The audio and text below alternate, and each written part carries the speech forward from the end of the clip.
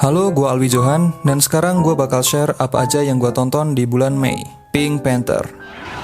On it, the Pink Panther died. Kalau dilihat dari reviewnya sih emang agak kurang ya film ini. Tapi bohong banget kalau gue nggak enjoy, bohong banget kalau gue nggak ngakak. Tapi lucunya Pink Panther ini udah sekali nonton, udah gitu aja. Nggak kayak Monty Python, Mel Brooks, atau Stephen Chow yang ditonton berkali-kali masih lucu. Tapi fun fact, gue coba nonton film Pink Panther yang original, dan gua tidur. First time at Richmond High. I think you know where the front office is. You dick! Film ini sekilas unplot, tapi sebenarnya ada plot utamanya, yaitu si cewek pirang itu. Basically film ini kayak Dazed and Confused. Wait a minute, there's no birthday party for me here. Guardian of Galaxy Volume 3. Gue jarang banget muji film Marvel, tapi untuk kali ini, jujur, ini film bagus banget. Soundtracknya oke, adegan fightingnya oke, komedinya oke, dan yang adegan fighting one shot di lorong itu, gila men. An American Werewolf in London. Bagaimana coba di tahun segitu bisa menciptakan efek yang kayak gini?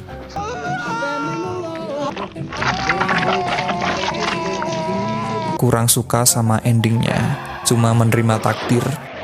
Scene favorit gue adalah ketika si tokoh utama ini menghina-hina biar ditangkap polisi. Queen Elizabeth is a man! Prince Charles is a faggot! Winston Churchill was full of shit! Some Kind of Wonderful. Tipikal John Hughes tahun 80-an. Are those boys' underpants? Ini adalah versi lebih jelek dari Pretty in Pink. Didn't have the guts to tell you. You're only 18 years old, for Christ's sake. Then I'm 19, then I'm 20. When does my life belong to me? 9 to 5. Gua nonton film ini karena film ini masuk AVI Love nomor 74. Soundtracknya keren, penampilannya lucu, skripnya bagus. Which one of you is sick? I am. She is. Dan inilah definisi film woman empowerment yang disukai masyarakat. Selanjutnya ada Silver Streak, yang gue tonton juga karena film ini masuk AVI Love nomor 95.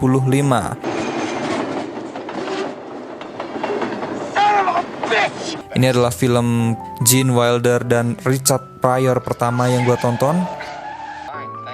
Dialognya terlalu lama di awal, harusnya bagian awal film itu dipangkas dan ketemu Richard Pryor-nya lebih cepat. Film ini tentu akan lebih seru dan lebih padat. Terus di kolom komentar Letterboxd gue nemu, kalau emang lu suka nonton film Gene Wilder dan Richard Pryor, nonton aja Stir Crazy.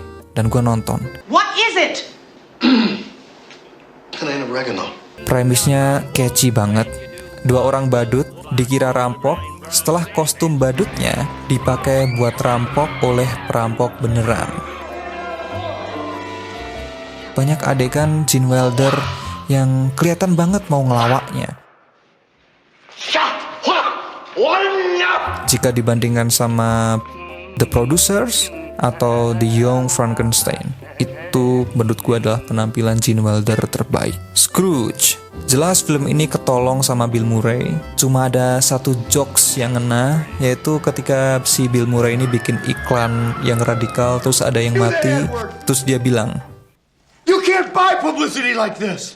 How many of you people? dan perubahan karakter Bill Murray terlalu on the nose melalui monolog panjangnya. Kalau mau nonton film Natal, gak usah nonton ini deh. Tonton aja It's a Wonderful Life atau National Lampoon's Christmas Vacation. Hello Ghost. Ini film Indonesia pertama yang gue tonton di bioskop. Nah, film ini siangnya Breaking Bad, malamnya Blade Runner. Kuning banget. Kalau malam biru banget. Penampilan Onat kalau udah dapat screen time lebih dari 30 detik, kelihatan banget artifisialnya. Dari sepanjang film cuma ada satu jokes yang ngena. Ketika si Onat nanya kepada hantu-hantu itu, gua itu nggak tahu kalian semua. Terus si anak kecil jawab, saya Cika. Itu lucu banget. Dan itu yang kurang dieksplor sama film ini. Dan karakter anak lucu dieksekusi dengan bagus banget di film selanjutnya, Good Morning. Ini adalah implementasi jenius yang menggunakan tokoh anak sebagai komedi. I love you. Sejauh yang gue lihat, kamera di film ini nggak pernah gerak sama sekali.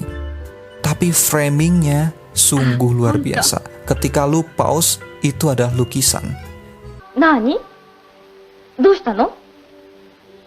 National Lampoon Vacation. Come on man, who doesn't love Clark W. Griswold? That's me. Keluarga merencanakan liburan ke Wallis World. Instead of naik pesawat, si bapak mutusin buat cross country trip selama 2 minggu. Dan percayalah, liburan yang akan kalian kenang seumur hidup kalian adalah liburan yang paling neraka. School of Rock. Gue ngeliat film ini biasa aja, pasti endingnya band-bandan. Dan bener kan, endingnya band-bandan. Lagu-lagunya asik di film ini. Kalau suka film band-bandan, gue saranin nonton Linda Linda, Swing Girls, atau This Is Spinal Tap. Austin Powers. Ampas, nggak lucu, busuk, mesum.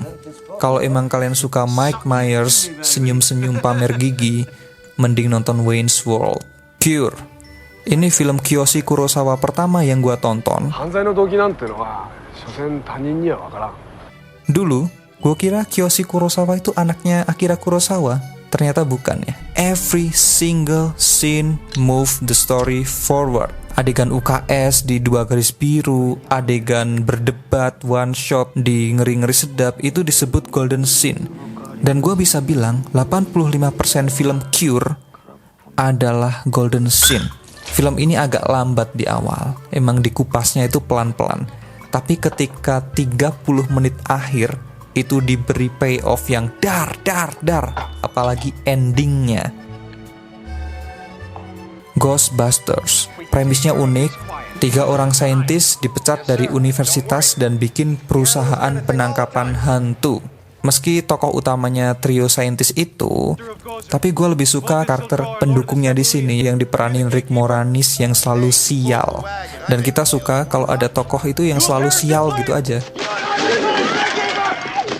What an asshole. Escape from Alcatraz. Ini tipikal film 70-an yang straightforward. Masuk Alcatraz, mengamati, dan keluar. Sesimpel itu. Dan inilah yang menurut gua mendefinisikan film 70, kayak Dog Day Afternoon gitu. Merampok, menyandra, dan ditangkap. Sesimpel itu. RRR. Banyak orang memuji film ini, film terbaik di tahun 2022. Apalagi film ini menang Oscar untuk lagunya Natu Natu. Sorry, Natu Natu. Nah, itu. Meski menyenangkan, tapi ketika ada adegan gelut pakai motor diputer-puter, gue bingung. Apakah gue harus amazed atau gue ketawa? Dan gue memilih untuk ketawa. Midnight Run.